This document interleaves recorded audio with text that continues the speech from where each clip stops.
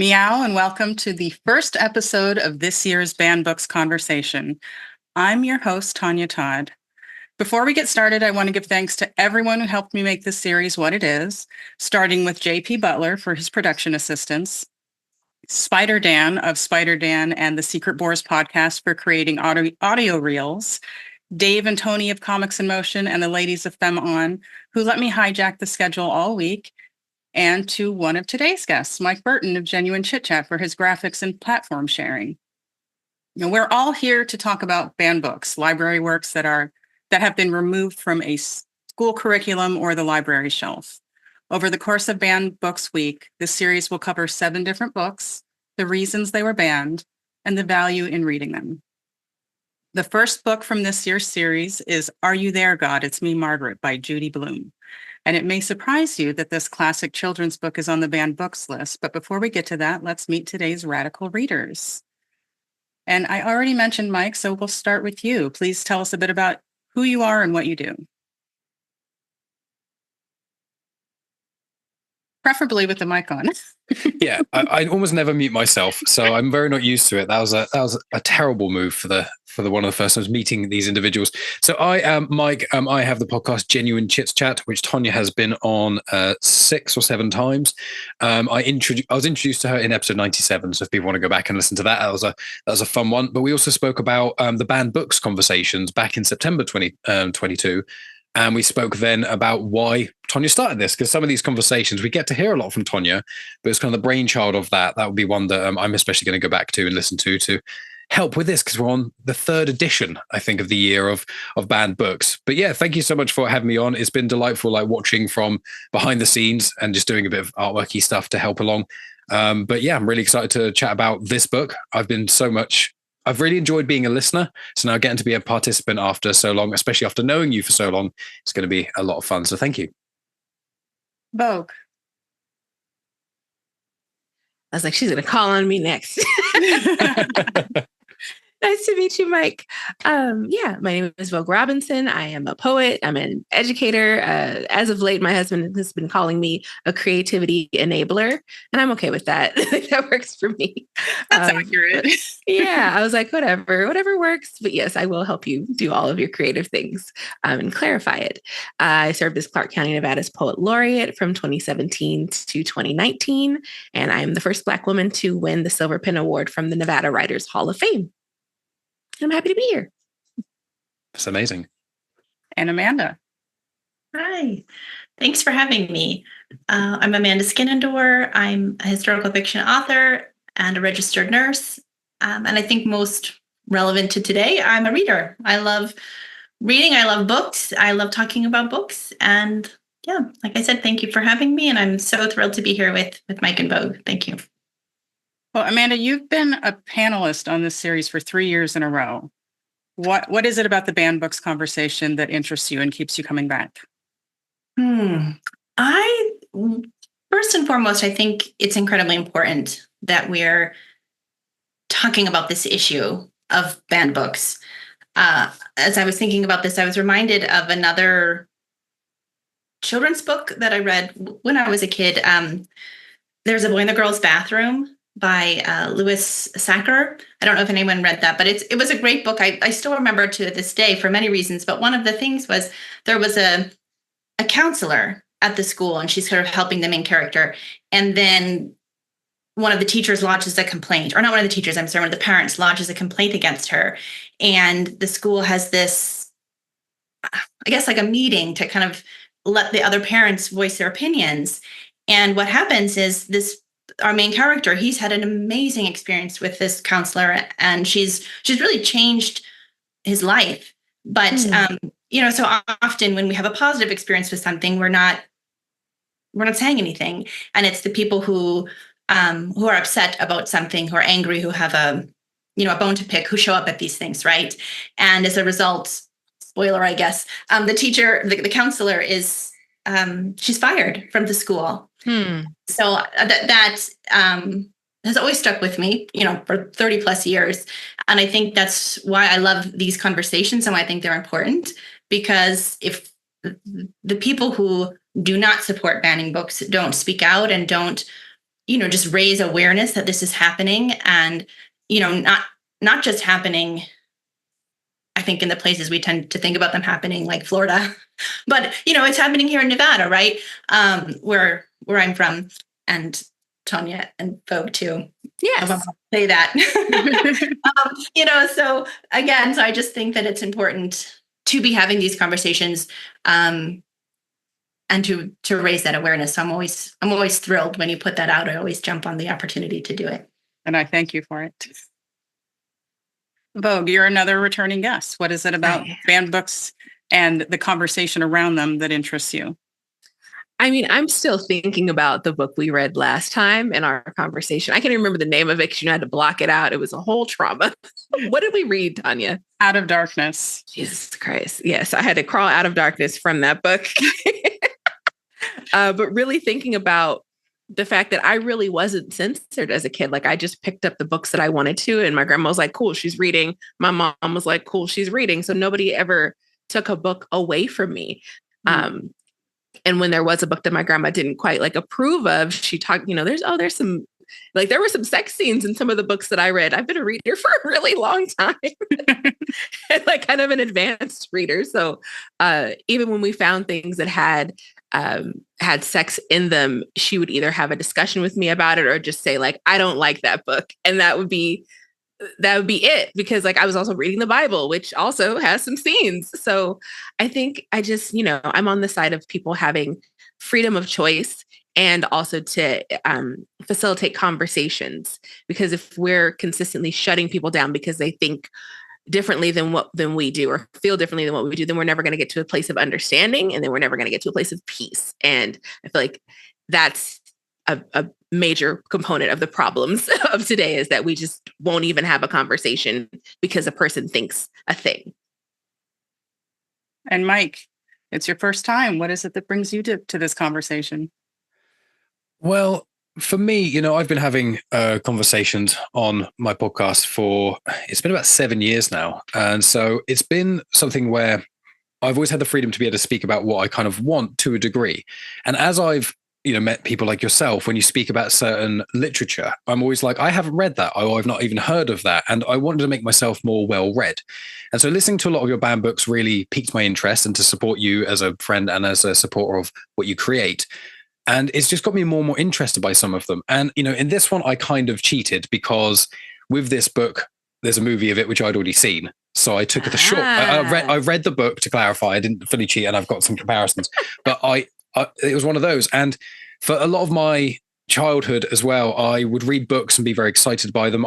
My parents would let me read anything, but I was never into things that had sex in it, really. It was always like demons ripping each other apart, or vampire stuff. As violence. Yeah, a lot of violence. I've got older brothers, and my parents were like, he can watch anything as long as there's no sex in it, or over the top drug use. So it was like Aliens and Terminator and all these things when I was 10, and it was like I could take that. It was fine. So for me, growing up, I didn't really learn about book censorship, and I've never grown up in a religious household or anything. So I never had any of those restrictions. And when I've gotten older and things, and learning so much more, thanks to yourself, Tonya, and other members of the Femon Collective, especially, speaking about certain things that are going on in the world, not just in the book world, but censorship as a whole, my biggest issue with it is not saying nowhere should ever have any censorship, but when it comes to especially literature and art, it's one of those things where I think warning signs on certain extreme cases can be put on there, like parental advisory things potentially. But when it comes to actually banning, I'm against that. I'm just like, my thoughts are, if it's provocative, it can cause someone offense. And provocative things are the kind of things that you really need to be reading to find out other people's ideas, either to challenge your own or to help you reinforce your own in certain respects, or learn other perspectives of your own kind of thoughts. And I think provocative books do that. And you can't live your life without being offended, to be honest. So it's one of those where if you do pick up a book and it offends you in certain respects, if it's an extreme example, if it's triggering, you can put things in place to warn people of that. But overtly banning it, I think, is problematic, because then if it's caused this amount of offense to this group of people, then it can cause this amount of offense to another group of people. Eventually, you just kind of ban anything. I know the slippery slope, it can be considered a weak argument, but I think in books and media and art, something that's so subjective, I think it holds a lot more ground. Thank you. And I want to talk about it. That's why I came on the show. So Amanda and Vogue, you may have answered some of these questions in previous episodes, but I feel it's worth revisiting the topics for those who didn't catch those episodes or those discussions, or in case your answers have changed. So we're going to start with you on this one, Mike. Have you had an experience with a book that offended you? And if so, how did that affect you? How did you respond to it? The only book that's ever offended me was the Bible, to be honest with you. I went to a Catholic primary school. And again, my parents were not very religious at all. And so I asked certain questions about certain things. They only let us read certain bits of that age.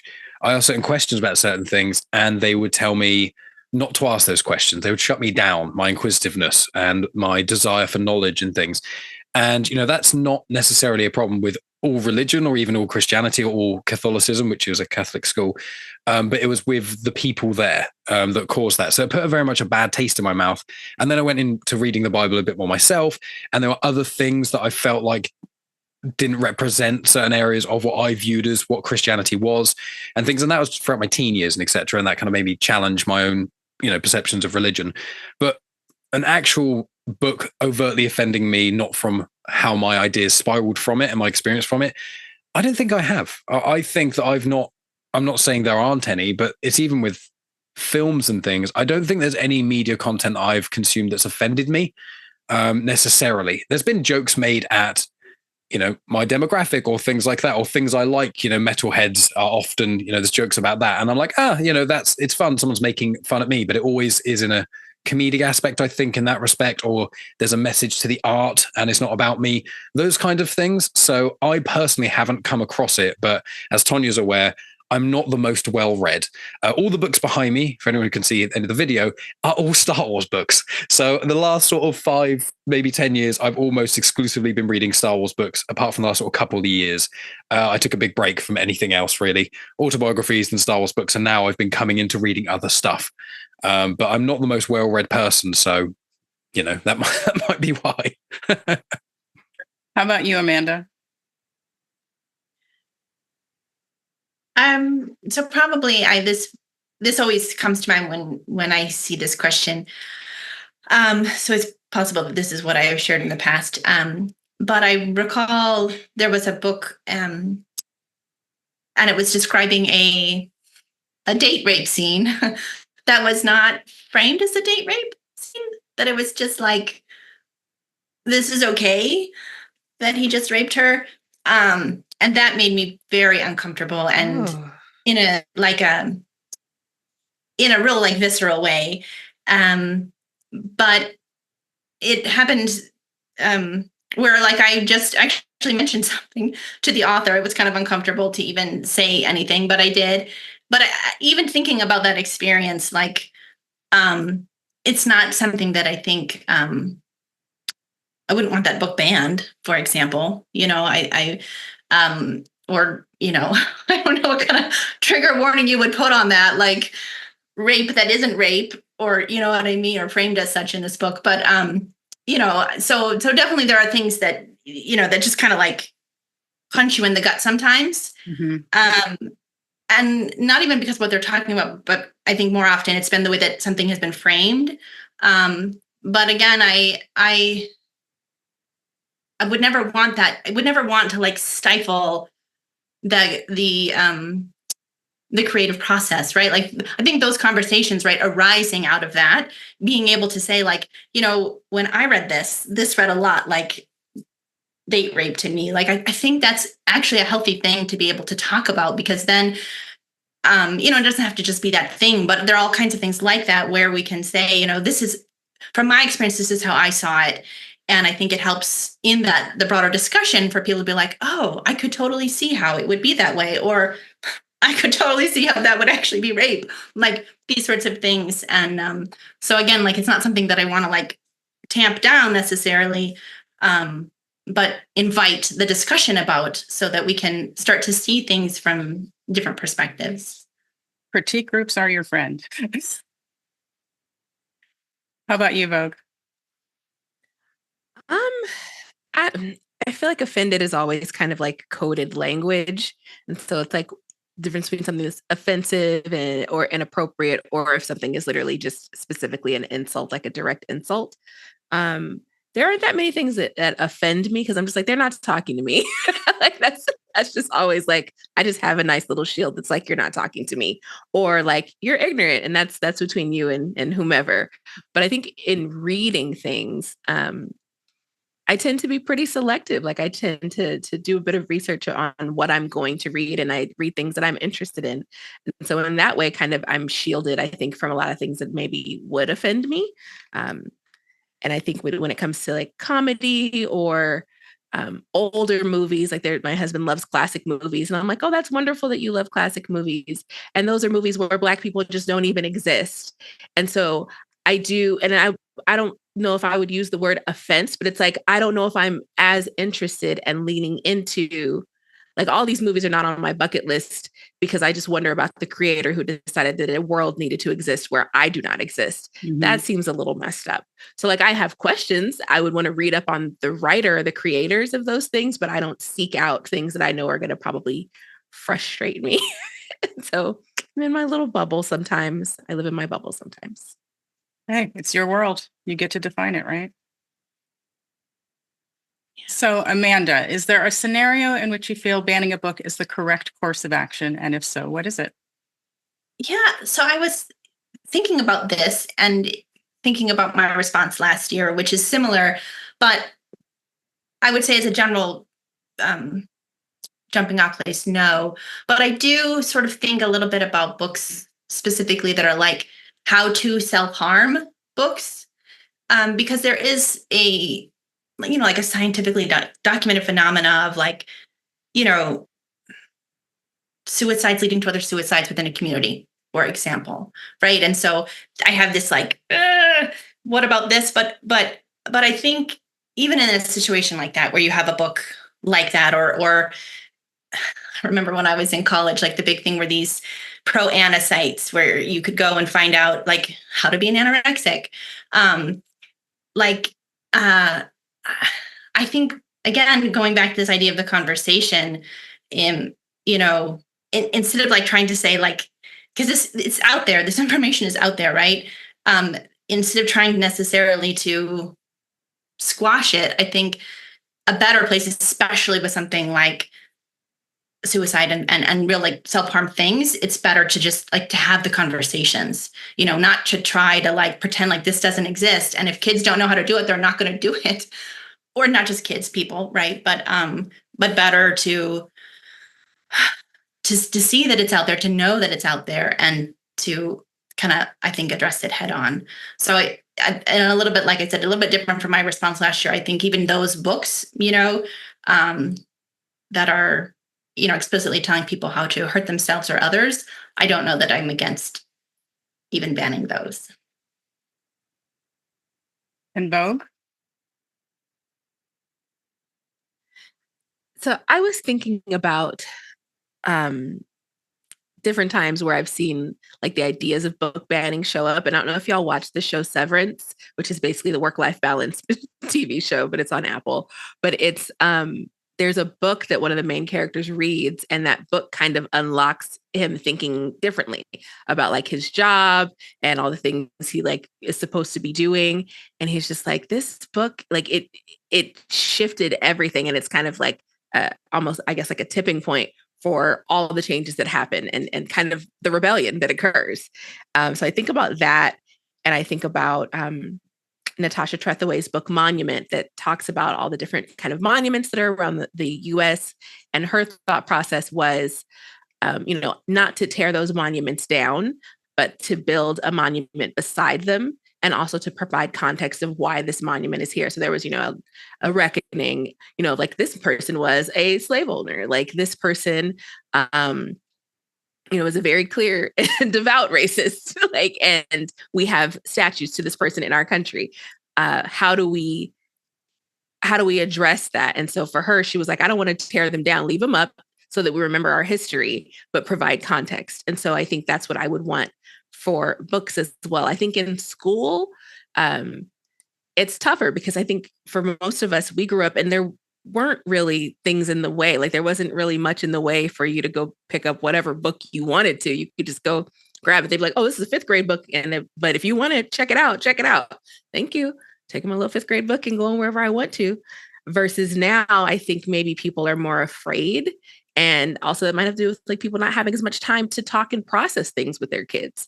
And so I think that's where the school conversations come into play. But I think long term and for whether or not, when I walk into a Barnes and Noble, as long as they continue to exist, that you can pick what you want and read it, but having been taught the critical thinking skills and to be able to have discussions about these things that you read so that you're not just in a silo and only thinking one way because you've never talked to anyone else about this thing that you read. So like I'm in the middle and the age matters. where they're getting the information matters and what age you are, I think impacts where I think maybe censorship might have a place, but then my body kind of cramps up. So like you're resistant, right? Correct. Mike. Yeah, echoing really what Amanda and Vogue have said, I'd say it's kind of a mix. I think I'm more aligned with Vogue, which is that kind of thing where both I've got dissonance. I simultaneously am like, yeah, put age restrictions on there. Maybe there's certain things you shouldn't have. But then I'm like, but it is a case by case basis, which is more to like Amanda's point about having the conversation about it. And it's kind of like, I think in schools it is tougher, again, to Vogue's point, because it is. I remember there's like a Simpson comic I read at school, but there's a comic in there about Patty and Selma like sabotaging a plane so they could smoke in the plane and the smoking light wouldn't come on. And that was just in a comic. And this is like, I'm 30. Oh, Amanda's disappeared for a moment, but I'll continue. With the smoking light would go off and then they were like, oh, cool, we can smoke now. And that was the end of the story. And it was like, great. We turned off the smoking sign and now we're smoking. And I'm like, this is not appropriate for how old I am, but it hadn't been explained. And I just thought it was normal kind of thing. I didn't question it. And then now I'm thinking about it, especially because I did smoke as well when I went into sort of college and things like that for a while. So it's like, well, because I wonder if that's a thing, but I think almost like film ratings is how you could almost go about it. But the issue is there are so many books, so many. And there's certain context, which is like, for example, like Shakespeare, there's certain very racy things in that. And it's like, the language is so different. If you can't read it properly, you can't really conceptualize what's happening. And to conceptualize what's happening in a lot of Shakespeare, a lot of the time it takes someone who's a bit more of a mature reader. So it's like, how would you even age rate certain Shakespeare things? And that goes for certain older texts as well. And then when you get to translations, it's like, I don't know, the can of worms is too great for me to conceptualize of, could even age ratings work? I think if I got ultimate power tomorrow, I think I would just do mature and not mature. And I would think maybe mature not be in certain school, like young schools, and then it just in a library section, I guess you would kind of, or in a bookstore, you would have like a certain area for it. But the problem is, as soon as you do that, it immediately forbidden fruit syndromes the whole thing. It goes, oh, there's a thing here. If you're old enough, you can read this. And if you do that, then it becomes another thing. So yeah, I'm not 100% sure. It's a real tough one. Vogue articulated it far better than I did, but it's really that kind of, the more I delve into it, the more I'm kind of do agree with both sides. So I don't know. Right. I love that you mentioned Shakespeare because I'm like, oh, yes, Shakespeare is where I learned the word cuckold. No idea what it meant. He's responsible for so much of our language, like undeniably so. And it's like, yeah. So Vogue, what is the value in reading books that might be considered offensive by some? Well, I know a scholar who specifically reads a lot of books specifically around the Civil War.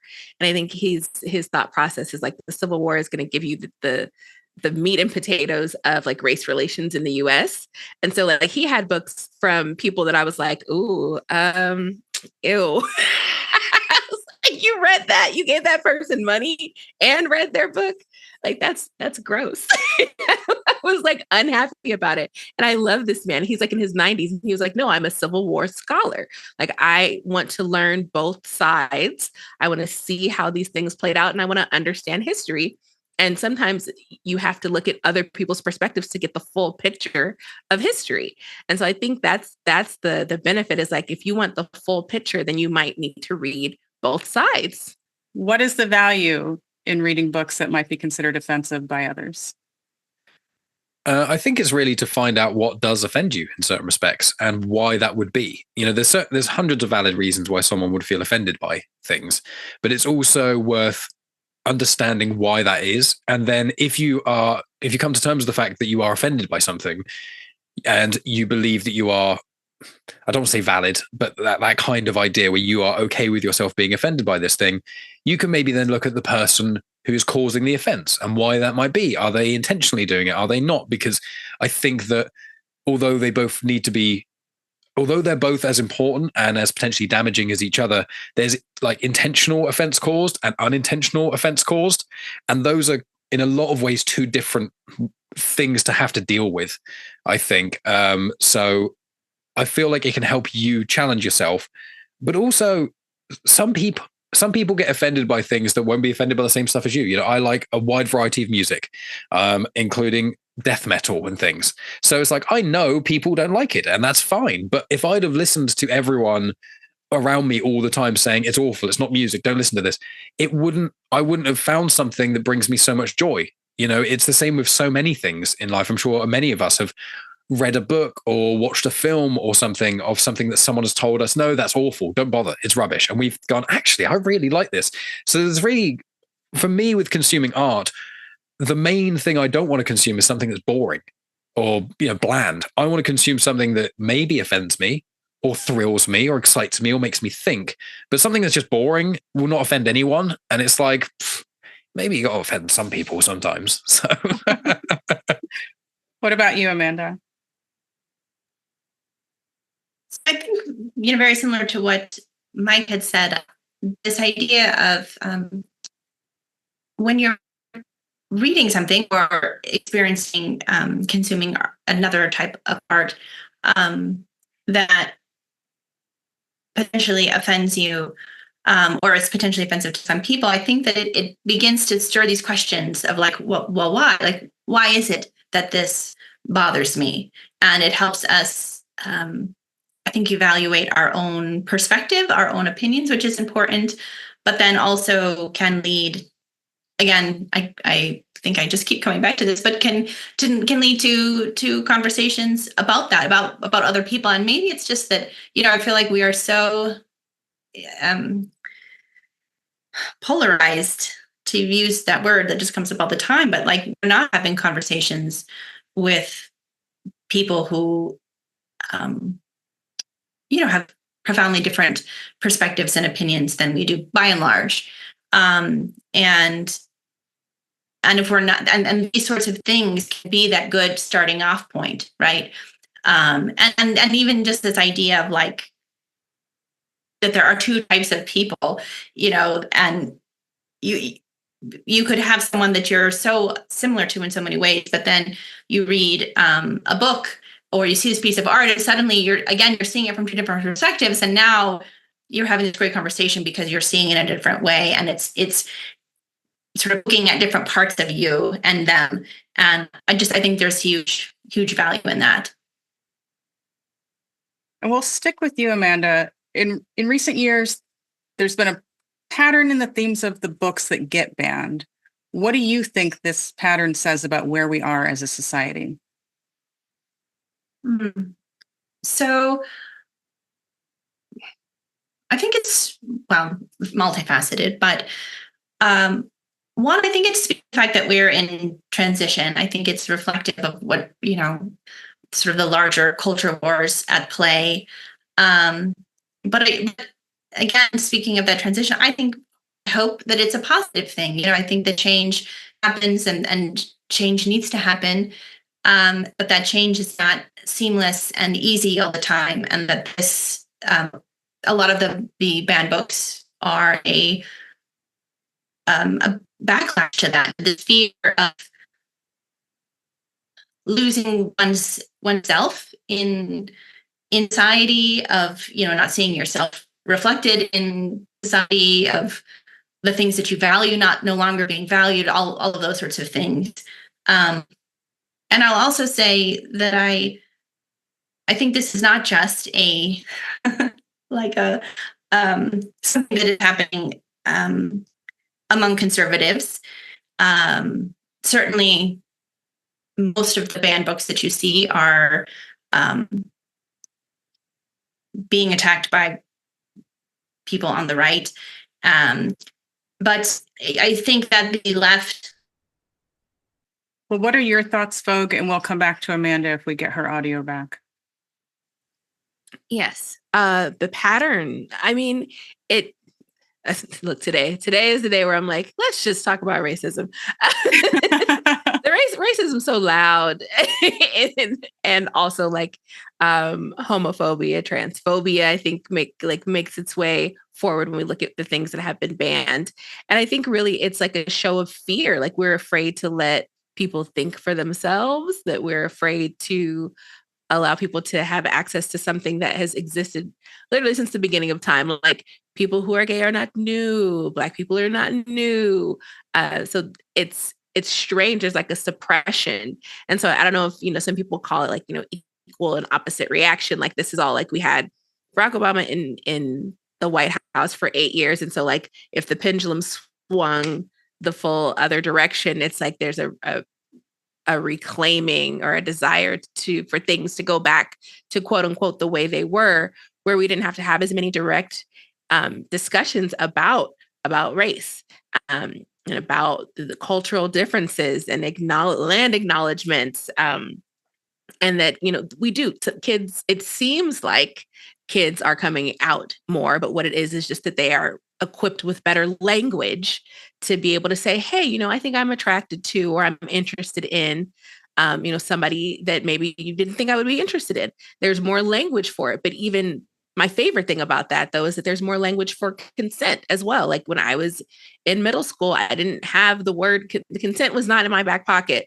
And I wish it would have been, so that I could like directly say what I did and did not want.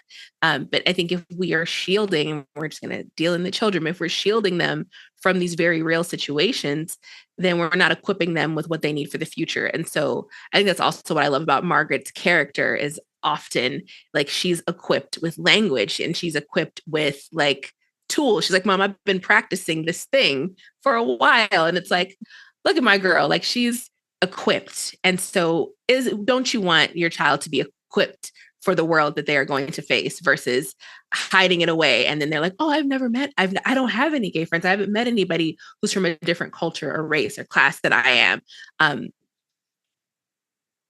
What a bland life. We're talking about bland reading. What a bland life to live, where everybody is exactly the same, and you never learn about the history of our country and other people's countries. As I look at like the list of banned books, I'm like, Mouse was so good. But anywho, well, I won't go everywhere. Those are my feelings. Do we have your audio back? Yes, I think so.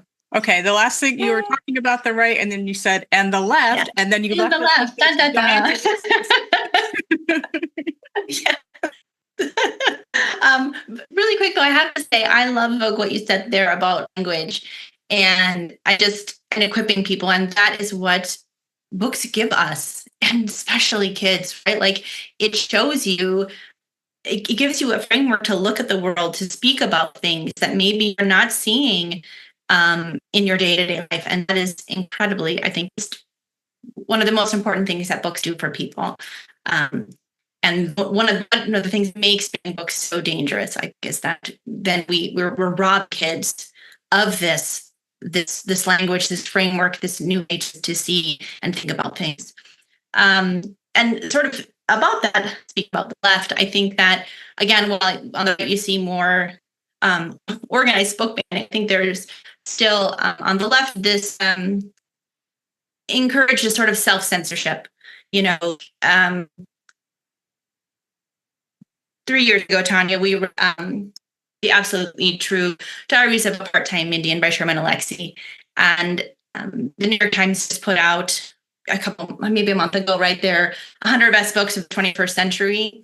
And to me, that book being on there is just an incredible omission. They didn't do a great job with Native American authors in general. Like, I just think that book, for all of Sherman Alexie's misconduct, that is very interesting and important to discuss. Like, how are we having conversations about the 100 best books and a book that's not on there? And I think it's because you can't say that I read a book and it's amazing. The writing is amazing. What he's talking about is amazing. Because of his misconduct. And I think that so we do that a little bit on the left, where we're afraid to say I read American Dirt, because what are people going to think of me if I read this book? And we don't create spaces where that's an acceptable thing. Again, to have those conversations, and again, I don't think we're doing our children any favors by that, because we live in a world where. So I think, as I mentioned on the left, that we sometimes do this self-censorship, or there's a culture that encourages that. For example, Tonya, we had read The Absolutely True Diary of a Part-Time Indian several years ago, or 3 years ago, I suppose, for banned books. And Sherman Alexie was, had done terrible, misconduct against women.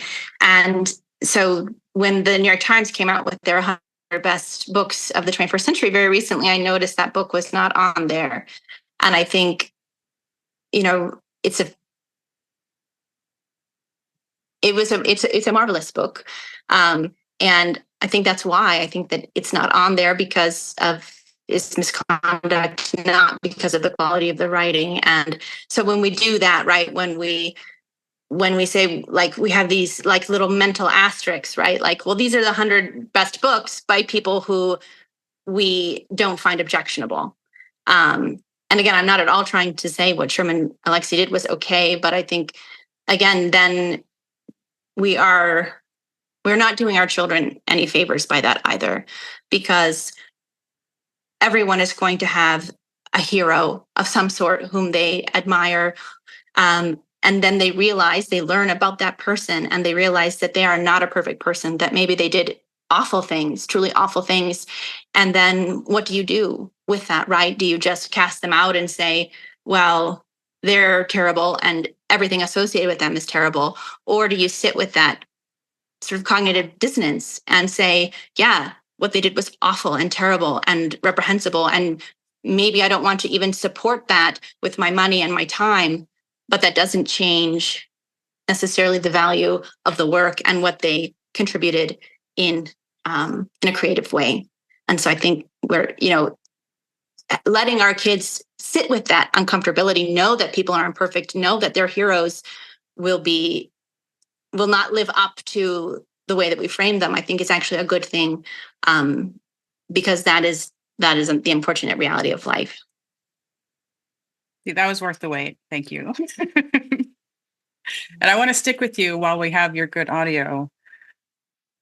Book bans are only one of the many freedoms that are under attack in our respective countries right now, and more so in the US and the UK, but the UK is also guilty of it. Why is it important that we continue this particular fight with all the other fights that we have? I think about, children, kids growing up in places where, like, books are their only lifeline, their only way, to see themselves in the world, because otherwise the world is telling them you're not good for whatever reason. You're not good because of your sexual preferences or your gender identity or the color of your skin.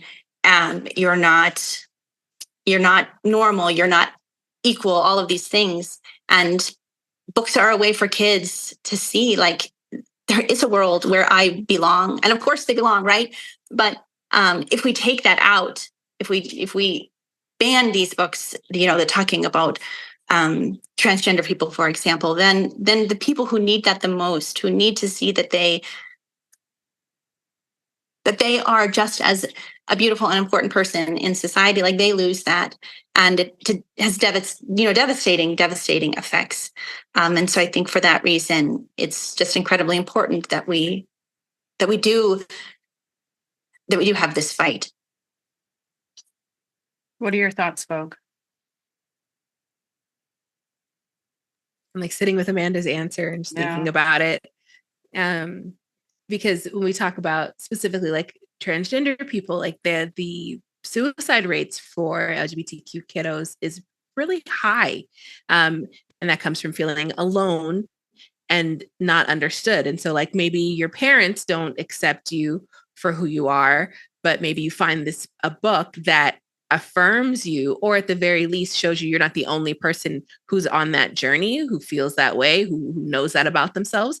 And so sometimes the book is the lifeline for like the counterpoint to loneliness and depression. And so I think about that in terms of, sometimes art, like someone's writing can save someone's life.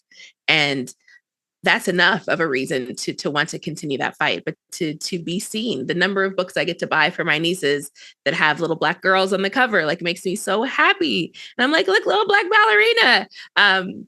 Because growing up, maybe I didn't see as many Black ballerinas or Black doctors. And so like studies have already shown us about representation and why it matters. So like, what are we blocking in that process if you're trying to protect? And when I think about every movie with a kid, or like when someone's lying to another character and like, I was trying to protect you. And it's like, well, you should have told me the truth. Like, this is the recurring argument conversation. Look, I love that you all know.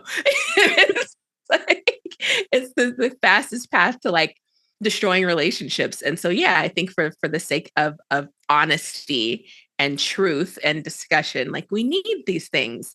And regardless of kind of, there will be ramifications, but the better skills we read a book on communication and then get after it. Mike. Yeah, I think my biggest issue when it comes to the idea of banning books is who decides what gets banned. And the truth is the majority are not always right, especially not historically. And especially in places like the UK and the US, where it's generally a white man in charge, there are so many things that have happened because of to very much make it in layman's terms, a lack of perspective. In the UK, for example, it was illegal to be homosexual until the 70s, which is madness. My parents were alive during that time. There's a type of slang called polari. It's a rhyming slang that they use to communicate. So someone would sit down on the bench, someone would sit down next to them. If they said a certain sentence that you just go, huh, what? They'd be, okay, they're probably not, queer. And so this whole underground kind of thing developed, even though things were against the law, because the majority of people in the UK at that time, or at least perceived in that way, were against homosexuality. Alan Turing, he was famous for, I think it was the Enigma code. I think it was he cracked that, and they chemically castrated him because he's homosexual. And so it's like there's all these problems that happen when you have a group of people who think they know best. And I know that's basically colonialism in a nutshell, where they think they know better and they are trying to get rid of someone else's perspective, someone else's culture, someone else's language. And banning books is just that. It's silencing a voice. When the sort of lower class people learned to read, that's when society really started accelerating. That's when new inventions started to happen. That's when progressive ideas started to become more commonplace, because you could spread information, you could spread perspective. And if all the books got banned, if the people in power banned every book successfully that they wanted to, society wouldn't have progressed anywhere near the amount it would have done. And so much more pain would have been inflicted. And so I just think that a lot of it, one way of looking at it, is just who gets to decide what gets banned. And that question lead you to so many pathways when you look at history that I just don't feel like it's an appropriate thing to do in the modern age, especially because the internet exists and banning stuff doesn't really work. It actually just puts a spotlight on things. Yes. So let's put the spotlight on today's book. Published in 1970, Are You There, God? It's Me, Margaret is a middle grade novel that tells the story of 11-year-old Margaret Simon's sixth grade year in Farbrook, New Jersey. Margaret grows up without a religious affiliation because of her parents' interfaith marriage, and over the course of the book, she shares her secrets and her spirituality in her personal discourse with God. The New York Times selected this novel as the 1970 Outstanding Book of the Year. In 2022, Scholastic included it on its list of 100 greatest books for kids. And in 2010, when Time magazine included it in its all-time 100 novels written in English since 1923, they said that Blume turned millions of preteens into readers. She did it by asking the right questions and avoiding pat, easy answers. Mike, you jumped at the chance to discuss this book. Why is that? So I think I said at the start slightly, I revealed my hand too quickly, but I watched the film beforehand. The film came out in 2023 in sort of April, May in the US and the UK, and kind of spread sort of worldwide in 2023. And the film the film is incredibly faithful to the book. Judy Blume actually was a producer on it, and she has said in interviews that she actually feels like the film is better than the book. Now, that I think is, when I read the book and the film, the differences are very slim. There's almost everything is beat for beat. The things I think they've added to certain elements and characters, I think you get a lot more perspective of the parents and things like that. But I think that also the book in itself is important to a whole group of people, especially younger people. And I think they need to go hand in hand in a lot of respects. But that's why I jumped at this, because the film is one of my favorite films ever. It is my wife, Megan's favorite film of all time. I love people films. I love, human dramas that are low stake. The Way Back, that's my favorite film of all time. It's got Sam Rockwell in it, who I adore. But it's like, films like Little Miss Sunshine, that kind of vibe where it's just a clip of someone living their life. And that's what this is, but it's at a crucial moment in a girl becoming a young woman's life. And I really found that I went there and me and Megan took our respective mums, and it was such a great thing, because I know there's a little bit which is going to bleed onto this. I'm jumping ahead, but it opened up conversations with Megan and my mums about things. I went to the toilet and came back, and they were talking about when they had their first periods and things like that. And it was something that's really important. I think that this is definitely important for young women to consume, because you get that perspective. But I think it's equally, if not more important, for young men to read that, or young theys. But like people who aren't biologically going to go through this, it's as important for them to read it as anyone else. So when I had the opportunity to speak about this, and really the reason, because we've had this book, we got it shortly after the film came out. We were like, we love it so much, let's buy the book, and hadn't read it. And this was a good excuse to see, like, what is the difference? I love the film so much. I want to read it. I want to experience it in a different way. And because it's it's a point of view, first person, I don't read a lot of those books. And it's interesting reading something like that, because I don't usually connect with them in the same way. But it just feels so important. And Megan and I said, like, if we could make the film go across and showed in every school, we would. It's like PG. There's nothing in there I feel like anyone should or could get offended by. But the film is just so good that I just want everyone to experience it. So any way to shine a light on the book, and then also, obviously, because the film exists and I keep waffling on about the film, both of those things are just so important. And the more I've looked into it for the research into this conversation, the more it's just, this book is so incredibly important. And I think the book in itself is just so, it's like humble. It's really nice, and it tackles some really important things, but it's not trying to be this giant world-ending story. It's the story of just one young woman. And that is as important as a story about the world ending. An individual story is important. And I think that's the beauty of this book. Amanda, why did you choose this book among the options this year? I had read a couple of Judy Blume's books when I was younger. Freckled Juice, Tales of the Fourth Grade Nothing. I think I had read The Pain and the Great One, but I did not read this book. And so, and it felt like I'm aware of the book, right? It's certainly, I think, a book that's part of the popular discourse. And so it was one of those books that you feel like, well, this is a book I missed. I missed reading. And so for that reason, I wanted to read this book. And I very much agree with what Mike said. I think it's, thinking about those other books that I had mentioned, they were great for their own thing, but this book is sort of a bit more transcendent. It's not just kind of a fun read. It speaks to you and it makes you think, and it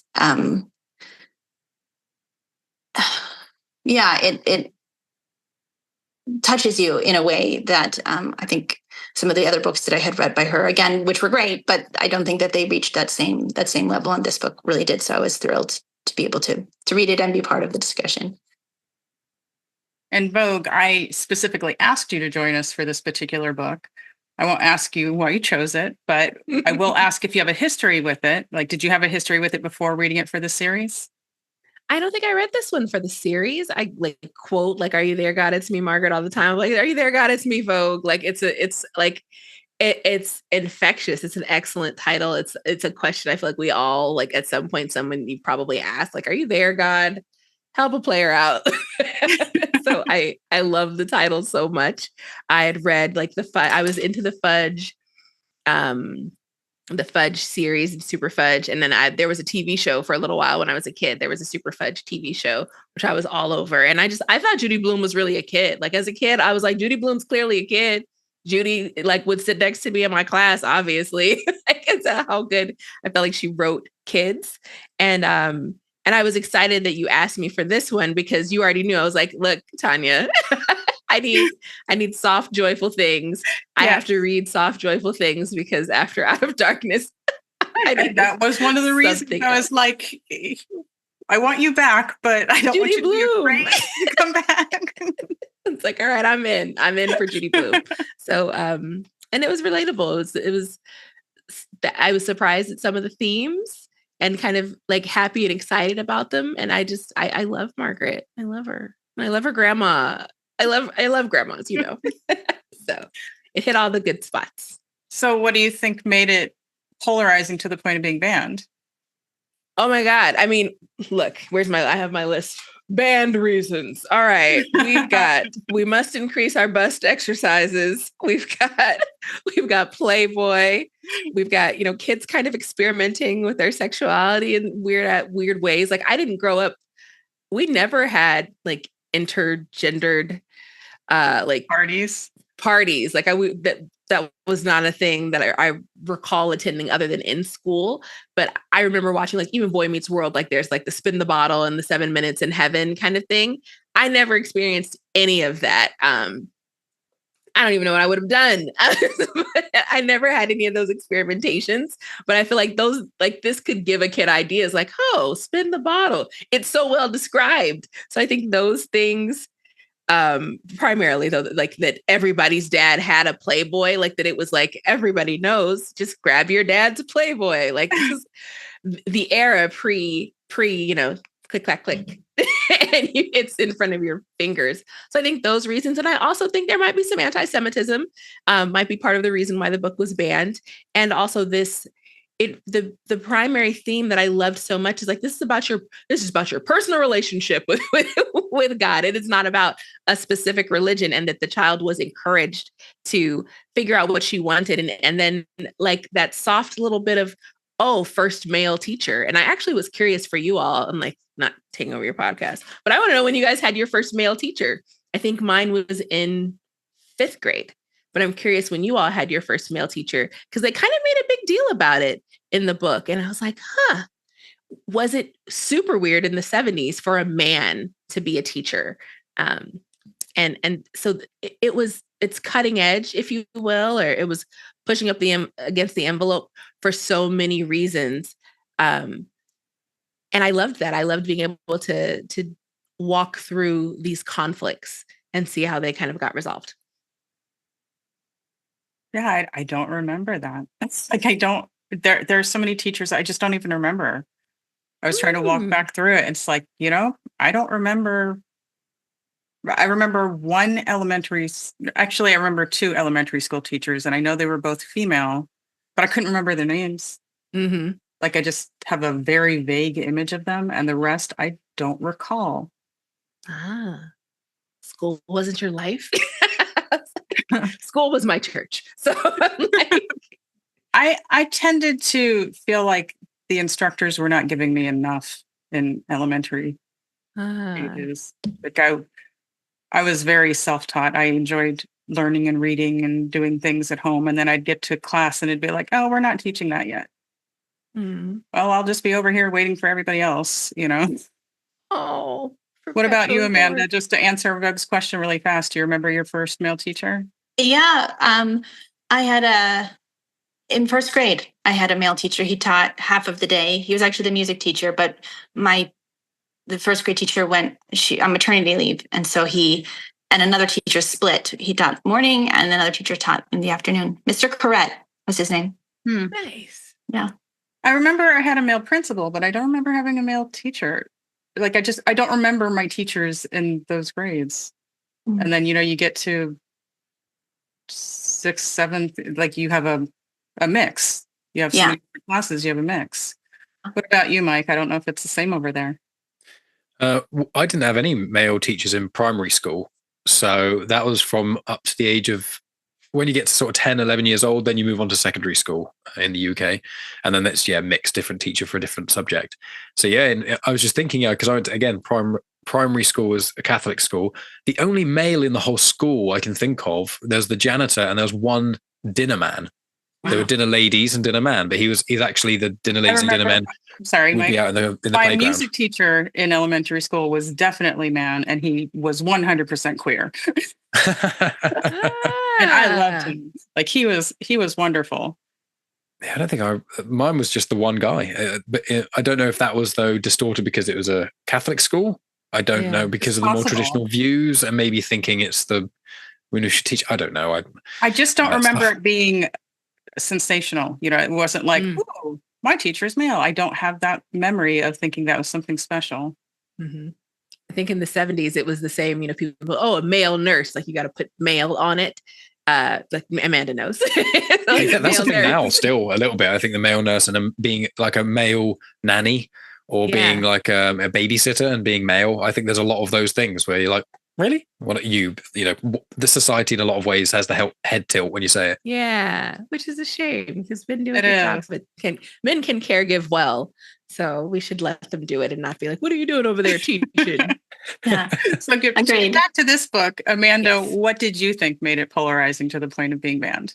So there was actually a part, it's like 4 lines, I'm going to read it, where I got to it and I was like, oh, this is it. This is the moment. She says, I've been looking for you, God. I looked for you in the temple. I looked for you in church. And today I looked for you when I wanted to confess, but you weren't there. I didn't feel you at all. And I could just feel all of the religious fanatics being like, of course you can find God in church. What a sacrilegious thing to say. And so I thought to me, that was the moment that it is this idea of maybe God isn't in our religious institutions the way that, and it's just her. She's just thinking. I don't know that this is necessarily Judy Blume's critique about organized religion, but I could see how people might feel that as an attack on organized religion. So, and I do agree again with some of the other things that Vogue had mentioned, like talking about menstruation. I think about this ridiculous thing that's come up about the Tampon Tim, and how Tim Walz put sanitary products in bathrooms for girls that didn't have access, right? And other girls and people who need those products, and how it's like become this firestorm, right? So apparently menstruation is also a touchy issue. I don't know. But I thought in particular, I felt it was this potential critique on organized religion. Mike? I struggled at first. That clearly comes from, me questioning religion from a young age. So when I have people questioning religion, I'm like, yeah, this is normal. So until I was trying to think, I looked it up, so I kind of cheated. I already kind of knew why, but like I was trying to wrap my head around when I read the book, because I'd seen the film again, and I was like, nothing in the film. It's done in a pretty much equally tasteful way.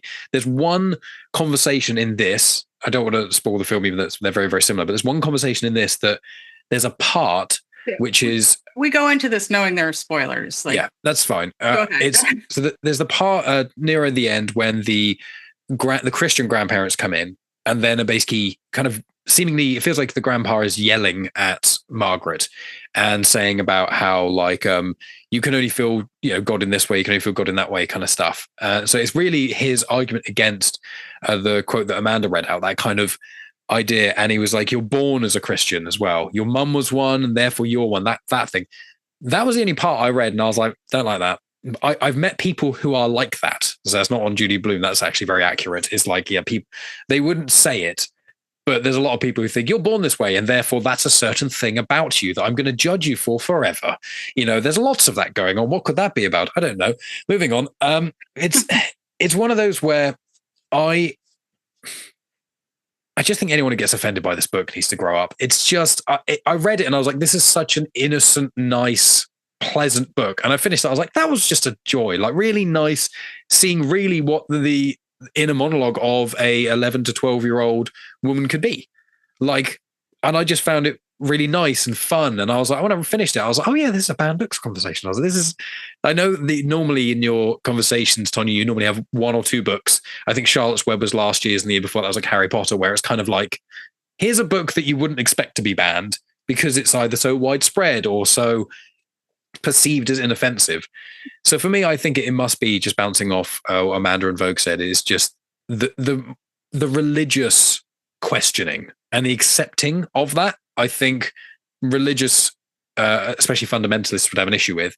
A friend of mine, their family, Jehovah's Witness, and when my friend started to question their own religion, they got thrown out of their house when they were like 16.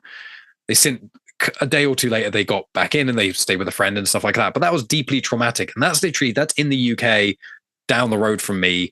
I've met the parents. They don't seem like bad people, whatever bad means. But like, you then delve deeper into that and the certain restrictions that their sect of their religion brings. And I can see how a book like this saying, hey, maybe there's not one way to do it. That could be, for a lot of people, I think it's the fear of the unknown, which causes almost all problems in this world, which is, I don't understand that, or I don't like it. And instead of trying to understand or trying to work out why others like it, I think it should go away forever. And that's a huge problem with pretty much almost all the banned books I've seen that you guys have tackled so far across the episodes. Is just like, usually it's fear is the reason. Why would you set a book on fire? You're probably scared of it. So I think that's agreeing with those guys' points. So according to Politico.com, it says that almost as soon as Margaret was published, it was banned in certain corners. Blume has said that her own children's elementary school principal wouldn't shelve it in the school library because it mentioned menstruation. In the 1980s, conservative warriors, it was Jerry Falwell and someone named Phyllis Schlafly, I don't know who that is, made Margaret and other Blume books a target of their ire, including a pamphlet titled How to Rid Your Schools and Libraries of Judy Blume Books. And then the Washington Post said that Margaret was banned several times in the 1980s and landed on the ALA's list of the 100 most banned books in the 1990s and the 2000s. The bans were imposed because the book was regarded as sexually offensive, profane, and immoral, and built around sex and anti-Christian behaviors. And in that same article, it mentions that Blume told the BBC that people must fight the bans because even if they don't let them read books, their bodies are still going to change and their feelings about their bodies are going to change. And you can't control that. They have to be able to read, to question. So what are your thoughts on the reason it was banned, Amanda? I mean, I feel like I should not be surprised, but like, it's so, menstruation is just it is a biological function, and also thinking about this book made me think a lot about myself at that age. And while it was certainly something that was talked about in a scientific way, my parents are both scientists, and you have school where you're learning like, oh, look, this is where the lining of the uterus is sloughed off, right? And this happens every month, blah, blah, blah, blah, with ovulation, right? Like I knew all of those pieces, but like, I did not know, you don't know what it feels like. You don't know. I asked this question in class. They did the whole thing that they did in this book where they separate the boys and the girls. We had this opportunity to ask questions. Well, I had no sense. I could tell you what was happening to the lining of the uterus, but I had no sense of what the period was actually like. And it was not something that my girlfriends and I talked about, unlike in the book. I love that they talked about that, right? It was like this thing that you were going through, this shameful thing that you're going through alone. And it felt very lonely. It felt very frightening. And so to hear that being the reason that it was banned for so long, it blows my mind. It blows my mind. And I think I just think it speaks to this, I don't know, this steeped misogyny where like anything that has to do with the female body is less than and gross and shameful. And I don't know. I hate that. Mike. Yeah, it's one of those where I think the religious element was a part of it, but obviously, is what you've said there is that the mention of menstruation was quite a lot, and I think what a lot of that comes from is historically, a lot of men have tried to prevent women from becoming literate and reading and knowing anything. Because, if you have someone who doesn't know anything, you have a certain degree of power over them. They depend on you. If they can't read and they can't work and they can't do all these things, and you fill their head with you can only be a certain thing, in a lot of cases, like you can only be a housewife and a mum, and you don't allow them to be educated in other ways, and you also make them feel isolated, that their problem is only theirs, it prevents freedom. It really prevents people flourishing. And what it does is it unbalances the power dynamic in a lot of relationships. And I just think there's certain red flags about men that I think that are quite easy to find. Some are more subtle, but I think having a real problem with, periods and women menstruating, aside from having a physical reaction to seeing blood, which some people have, aside from that one, if you meet a man or anyone who's like, against and doesn't want to speak about menstruation or things like that, obviously there's a time and a place, not necessarily around the dinner table, but a man who's genuinely like disgusted by it and won't talk about it and doesn't even want to know, like that kind of thing, that's like a red flag for me. Cause I'm like, either you're acting like a tiny young little boy, or it's something much worse. And it's like neither of those things is really anything that someone should be. And it's something so basic. It's something so simple. And it's like literally, it's one of the steps in how life is made. How can you have a problem with that? I conceptualizing of that. And again, it's that thing of someone seeing that, thinking about, blood coming out of a vagina and then going, that to me is gross. And therefore that's bad. And therefore no one should ever talk about it or in any way, shape or form. And unfortunately, it's a weird parallel I've only just made. But that's an argument that's a terrible one and frustrates me to no end when people are against homosexuality. Seeing those two people kiss, that grosses me out. It's not about you. None of that is. And it's the same with this, I think, is that, it grosses me out. No, and I hate that mentality. And I think that's what a lot of this book represents, is normalizing things that are normal, but for some unknown reason, there are stigmas around it, and I think that's why. Vogue. Yeah. I saw a lot of nodding going on during what Mike was saying. Yeah, I think both of you, hit the nail on the head. And I think it's the slope, I guess, or the direction is like, even when they were coming up with the COVID vaccine, they didn't test it on women who were menstruating and didn't talk to us about like how that vaccine would impact people's cycles. And so it's like you keep leaving out a major component of how many of our bodies work. And we leave that information out, like you're causing harm. And so that's deeply frustrating. Like I grew up in a household with only women. And so there was never anybody who's like, oh, don't talk about your period. It was like, no, it's period. It happens. I was well read. By the time mine came, I was like, all right, cool. Calendar, and was marking it up and was like, I already know how this is going to go. This is the shedding of my uterine lining. Like, but I don't want to have no kids just because I'm 13 and bleeding. Like, I don't want that. And that's the thing. It didn't even go into sex. It just stayed in the period. I think that there was questions and interest around sexuality that was like, God, it feels like this, Nancy wants to know so much about, she's practicing kissing her hand. And those elements and having the book of boys that you're crushing on. And so it almost felt like Nancy felt like she was this like forceful shepherd of everyone's sexuality in that girl group, in that friend group.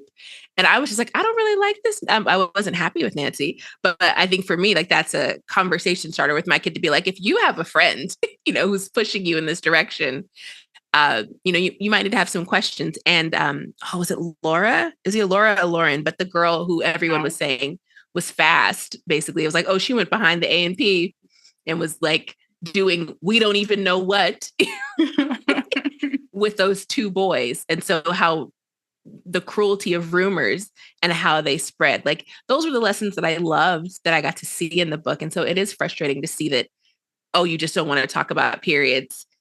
And it's something that impacts numerous human beings that you love. We got to do better. Yeah, and I don't think the characters in the book even knew what she was accused of doing behind the A&P, yet it grew into this thing that caused something very ugly. And then she realizes, wait, I don't know why I even believe this. The source of this rumor lied to me about this, and then she's finding lie. And I didn't necessarily like that character, but she felt real. She felt very authentic. I think it was a masterful book, even though it is not written to be some great work of literary art. It still is, because it's so accurate, it's so authentic, and it's just charming. And I thought I had not read it. Like I thought that I was like Amanda and had not read it. It's like, let me add this Judy Blume book. And when I started, it's like, oh, I know this story. Yes, and I was just in it, So, Vogue. I think the funniest part is the fact that like her proof of God is that her period comes. Right. Like, oh God, I knew you were there. Like, girl, you better stop playing. Like now we pray, like half of us pray our periods away. And she's just like, I just want to get it. But the line, I just want to be normal. Yes. And even when she's questioning God, she's talking to him like, and I don't believe in you, God, like, then why are you talking to him? Who are you saying this to if you don't believe? So just all of that. And, oh, I knew, I can't imagine anyone wanting that sensation. Like, you want that early? But because it was their culture, and yes, they wanted to be normal. Like, it was all very believable. Yeah. But I want to start with you for this, Vogue. What are the reasons that people should read Are You There, God? It's Me, Margaret? What are the conversations that can start? I know that we've covered a lot of it in this, but what are your final words for why this is a book that people should read? I think it's good for people who are kind of wrestling with their faith and like what kind of religion they want to go towards. I think seeing like Catholicism through a child, like we had to sit and stand up a lot. Just like, yes. So I think like it's an encouragement to go out into the world and like, yeah, see how other people practice their faith. And like, I think that her perspective was so like beautiful in that way. If you are a person who has like church, like harm, if you grew up and you have family that you no longer speak to, that you're estranged from because of religion, then it might be a book that might do some healing for you. I think that, gosh, there's so much. I think if you just need some good laughs and thinking about even the parents, that the mom is an artist and the dad works in insurance. And so I think if you just kind of want something that's like slightly weird Americana wholesome, And I was surprised to catch like the components of like Jewish culture there, but like all the different things and the ways that people were expected to act. I think it's like this snapshot of this moment and thinking about how I envision as like a native Californian. Like imagine like this is what New York was like. And why would you move? Why are we moving to New Jersey? You know, I think those are the things that kind of make it so warm. But I think for sure those conversations around religion and family. Mike. I think that the book is very unassuming. That was the word I think I was reaching for before. It's just it mirrors perfectly what the mind of a sort of preteen going into puberty can be like. You know, I can't speak for someone who grew up, who went through female puberty, but I went through male puberty. And even with certain aspects of that, there is still a lot of locker room talk, shall we call it? You know, not misogynistic, dangerous stuff, just like boys talking about their bodies. It didn't happen as much. It more so happened, I think, you know, later, because I think generally men do go through that a bit a few years later than women generally do. But like, I remember there were certain conversations happening about that, and this weird pseudo pressure when no one, maybe there's one little instigator in the group who's trying to push everyone's buttons. Obviously, Nancy was kind of it in this, but it's kind of like no one else seemed to care, but they're like, but everyone else clearly cares, so I have to care because everyone else cares. And there's just so many little lessons in this book that just, they work whether or not you are a child, a teenager, any age, any demographic. You know, I noticed, I'm fairly certain that although they mention religion, they don't mention anyone's race. And so I think, and this book has been translated into so many different languages. I think it's like 70 or 80 languages or something, or maybe there's so many countries it's been to. You know, it's one of the most spread across books. And I think the reason it transcends is because there is the I perspective, but also the descriptions of people can fit to other people you've met. You know, an example I'll use, and I know the author is terrible, so I'm sorry, but in Harry Potter, let's think about the films, when you had Umbridge as a character, people disliked Umbridge more than Voldemort. Because you hate Voldemort because everyone hates Voldemort, he's just pure evil, easy. Umbridge is a person we've all met. She is someone that has made your life terrible because they're on a power trip or because they've just taken a disliking to you or for any reason. We've all met an Umbridge. So for us, that we hated her. Voldemort, whatever. Umbridge, everyone hates them.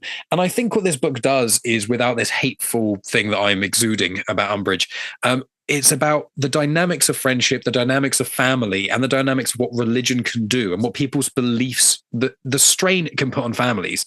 And in this, you could put this through as a queer lens. You could just say that in this book, you could argue, although there's the stuff with Moose and Philip Leroy, there's stuff with Laura, I think. You could have the lens and the perspective going, maybe she's inclined. She often calls her beautiful. She's always staring at her. And that kind of element. And you go, if you looked at this from a queer lens, it still works. So if you're a young or any queer person and you read this, you can kind of feel seen in a way, even if that wasn't necessarily maybe the primary message, I find. So I think it just translates language, it translates culture, it translates really even through biology and gender. It's just something, it's an experience of growing up. And I'm a big sucker for coming of age stories. And I just think this opens up so many great conversations, especially across genders, because there's still a weird stigma about talking about puberty, and things across genders. It's an odd thing. But Megan and I, we had great conversations. You know, she said about like when one of her friends had got their period, then she was thinking, when am I going to get it? And there were these little thoughts. And I must increase my bust thing.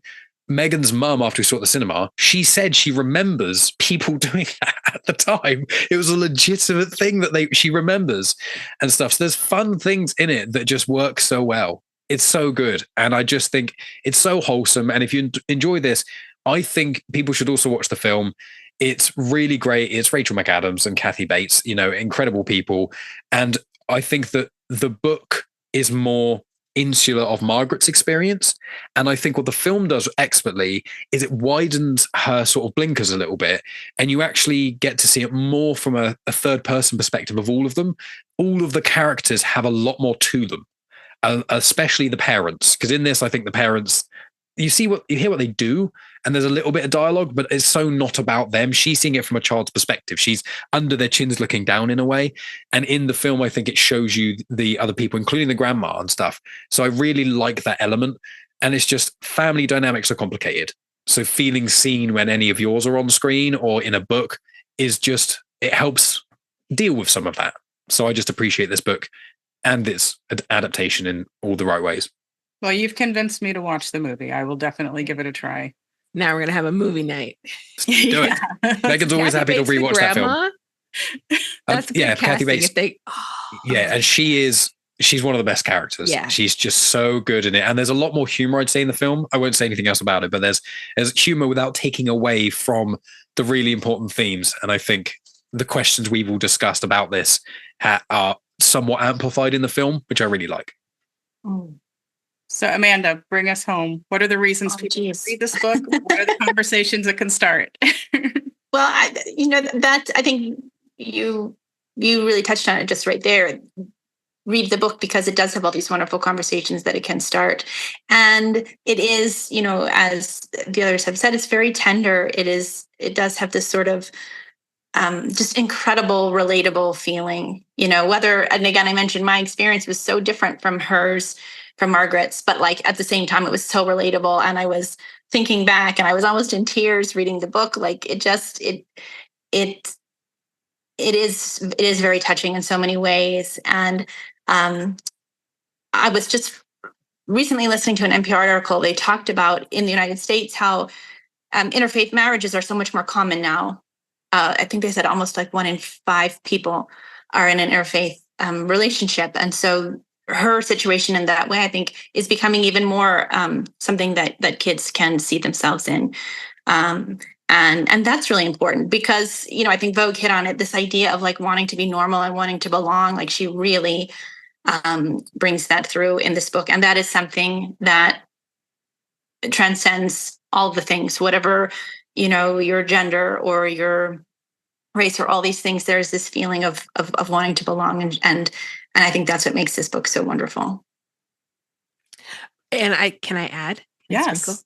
That when we get to the end, that Margaret has no fear about buying like pads at the store. Is like, I don't care that it's a male cashier, puts it up on the thing and is like, we need these products. And it took me, I think I was in my 20s when I finally was like at a Target and was like not trying to hide it underneath things. And her shifting, apologizing to Moose for assuming things about his character, apologizing to the other girl as well, that she came into her own. Like, so instead of just being a follower, she crosses that road and says, what kind of young woman, what kind of person do I want to be, is like my favorite thing, where I'm like, yes, take over the world, Margaret. If I could add to that, funnily enough, is that I agree completely. And I think that the whole book, she's constantly saying mental notes of what she does and doesn't want to be. When she knows about Nancy, she's like, I don't want to be the kind of person who lies to friends. She's like, oh, I like my grandma because she makes effort with me. Oh, I don't like this element of this character because they don't do this thing. And she's you kind of, without realizing to the end, you're like, she's almost not like ticking off traits. And by the end, she's like, oh, this is what the kind of person I want to be, and this is where I can be from there. And I think there's a line which is one of my favorite, the things that made me chuckle, and it's just a tiny part of a line. It just says, and that's when I decided not to be a model. And I was like, I love that, because that's when you're like, when you're a kid, you're like, you know what? I'm not going to be an astronaut, actually. That's not something I'm going to do. It's like, I just love the simplicity of it. Yeah. And that's the beauty of this book in a lot of ways. And there are no perfect characters in it. Like, she loves her grandma so much, but she's like, this is a part of my grandma that I maybe don't appreciate. She's still my grandma. I love her. She's still like my favorite person. She's one of my best friends. However, I don't like this element of her. And it doesn't try to tie everything up, which I also like. Oh my God. Like it leaves a lot of things in question. We don't know what her relationship is going to be like with Laura. And even her maternal grandparents, like, you don't know that. And I like that. I like that.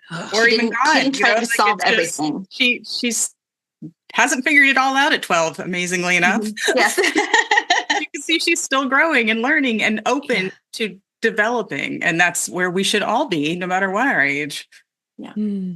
Yeah, it was such a smooth ending where I was like, we're just going to end with "I knew you were there, God," with the period. Yeah. And I was like, but it ended with a period. Yes. Ha. and I felt fine. Like I folded and I was like, no, this is the story. Like Judy Blume is the shit. And so like, it's a perfect capsule of here's this moment in time. Like you said at the beginning, Mike, like it's about a very specific time in this young girl's life and the way that time passes. I mean, like you could study this about how to really stay focused on your story and hold fast to your themes, but still give your reader a certain amount of satisfaction. Yeah, you could teach a class. Yeah. Yeah. Well, thank you all for starting off the series with such an awesome conversation. Thank you. Yeah, thank you. It's been a pleasure. Vogue, tell everyone where they can find you and support your work. Let's see. If you go to my website, it's just vogue316.com. And then you can also. Sorry, I just realized you two have the same birthday, you and Mike. What? So rare. So I apologize for interrupting. I just had 1 in 365 chance, pretty rare.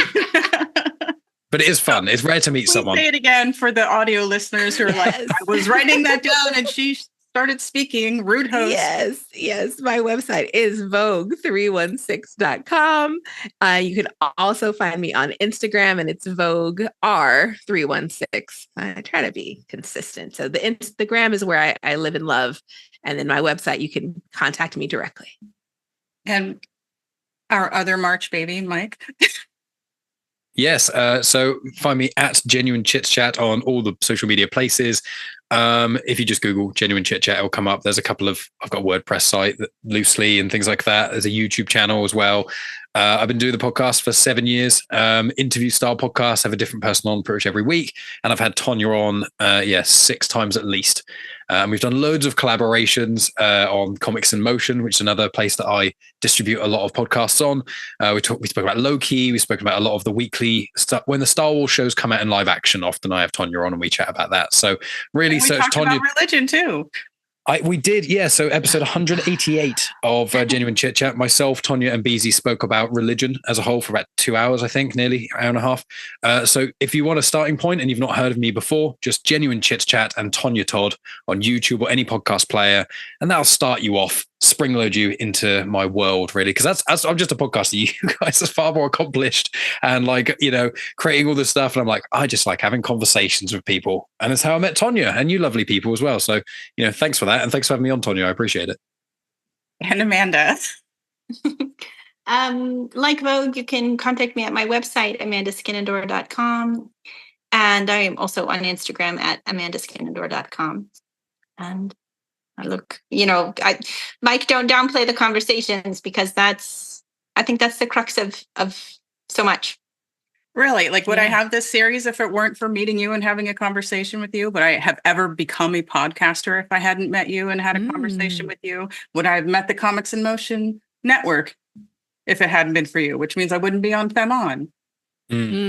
I think you probably would still have done a podcast because you're an unstoppable force, but you probably wouldn't have met the I other wouldn't people have done as well. it as well because I wouldn't have had your guidance. Oh, that's very kind. I feel humbled. Amanda, could you just spell your surname? Just I know it's been in the show notes, so I'll make sure Tonya puts in there. But Sure. just so.